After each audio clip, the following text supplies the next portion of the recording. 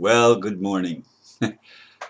It was 3 o'clock, and then I realized I had forgotten to change the date and light the candles behind me, so I had to quick do that.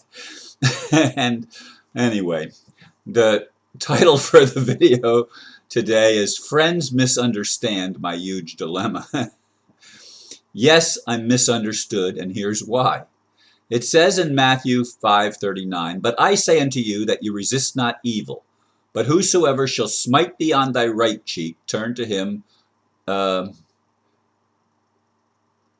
him the other also." I was looking for left, and it doesn't say left.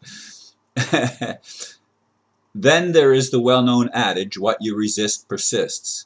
However, there is a maxim of law that says that silence is consent, the idea being that if you don't disagree, you therefore agree. Oh, the conundrum. I have friends who literally buy into the non-resistance theory. They see me as a troublemaker, a contrarian, always fighting the status quo. This has become more obvious to them as I fight to keep my home, which the bank is trying to steal from me. Supposedly they bought it for $100 when I paid a little over $275,000 for it in July 2005, without a mortgage, by the way. Yes, they've tried to make the mortgage on Dr. Mary's Merritt Island property apply to my Thomas Drive home. This, to me, is the fight of my life. As I've said before, if I were to become homeless, I don't want to live. Now, it's interesting that I wrote that blurb yesterday morning, and then in the early afternoon around lunchtime, I went to a prayer circle with my friend Reverend Siggy, and I was sitting next to my friend Kathleen, and I was talking about this very subject. And she said, well, the way that I see it is if I'm supposed to do something, and I know I'm supposed to do it, but I'm not doing it, and I'm resisting it, it will keep coming back to me and until I finally consent to doing what I was supposed to do all along. My resistance, the voice keeps persisting, stop resisting, stop resisting. So put in that context and in that frame, it was a completely different picture than the one that I'm in. She didn't disagree that in legal battles, you have to stand up for what is true and what is right. And that is that is not something that that some people do. I mean, some people have told me, point blank told me, just give up your house, Ron. It's just a house. It's just a house. And they don't understand what's attached to this house. This house was a church until my daughter moved in and with her family a little over 2 years ago now, in November 2000 and let's see, this is 13, I guess, 2013 in November. They moved in and I had to stop having my meetings here. So it was no longer a church, although the signs are still in the room and the sign is still posted on the front door that it's the Dr. Mary Organ Center for Spiritual Development. And that has not changed. It's just that I haven't had meetings here.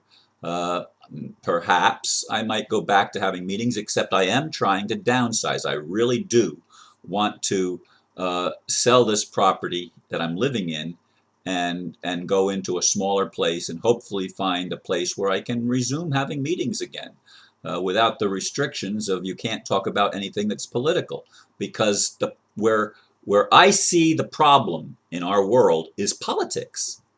It's the politics, and behind it, the banking system or the false, fraudulent financial system where money is created out of thin air by hoodlums, by gangsters who hide behind ties and white shirts and you know, people like the Rothschilds and the Rockefellers, the older generation anyway. Some of the younger generation might be waking up, but the older generation is still hell-bent on keeping the system in place as long as they can. And it's a fraud system.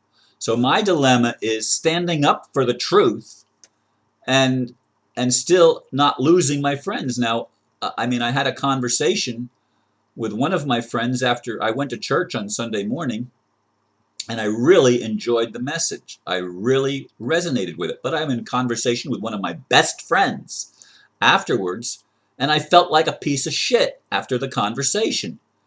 I mean, here's somebody that just, I mean, for me to resist is absolutely anathema. It puts me on the dark side of everything. I'm not seen as being spiritual when I'm resisting, when I'm fighting for rights.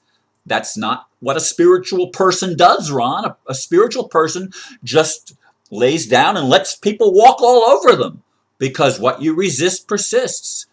Because, you know, if somebody tries to hit you, let him hit you on the other side too. That's bullshit. If Jesus said that, he was wrong.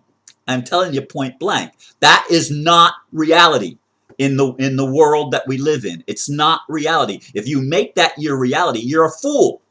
You're an absolute fool, and not a what's the word that I'm looking for? Someone who loves to be abused. You're looking for abuse. A sadist. You're a sadist when you well, if somebody strikes you on the right, you say, "Hey, hit me over here too." Come on, give me a break. That is not how.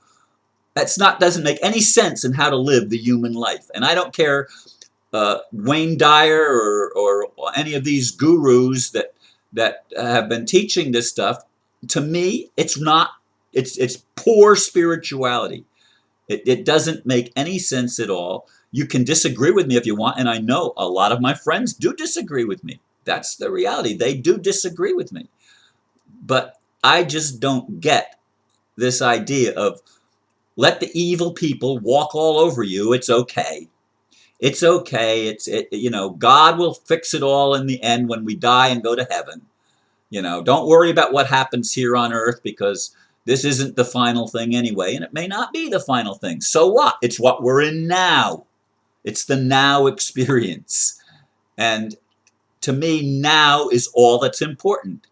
Not what's going to happen sometime in heaven, in some heaven in the future, where everything is going to be okay and the tears are going to be wiped from my eyes from living on this hell on earth for all this time. I mean, I really, truly, honestly believe that if we would stand up to this, I mean, there's a whole lot more of us than there is of them. And if we would simply stand up to this cabal, to these demon-possessed people, and to the demons, and cast them out, and stand up and say no more, we could probably change the world, and a lot more quickly than if we just let everything take its natural course. And quite honestly, if it takes its natural course, what we're calling a natural course, I don't know that it'll ever happen unless God intervenes. That's why I say God, it's not really up to us. Yeah, great. You've got to have some of us that agree. I mean, but not the majority. The majority will never agree because they're brainwashed. They've been sold a bill of goods, and it's all they know. It's all they know as reality. And something has to shift that. Something has to change that in order for there to be heaven on earth. Now, some say it's not going to happen for 600 years or 700 years. Or come on, give me a break. This is the time. This is the day, then the day being the age, when everything has to give. I mean, look at what's going on. They're ratcheting down the controls as much as they can. They're trying to make it harder and harder for people to exercise their freedom. Thank God I have that attorney that's helping me. Thank God she's putting me in touch with some pretty interesting people, to say the least. I'm not going to go into that right now. But the way that this thing is spinning is quite interesting. Now, I have documents before a common law court, and I have to do a little bit more work on that. So there's two courts that I'm dealing with right now.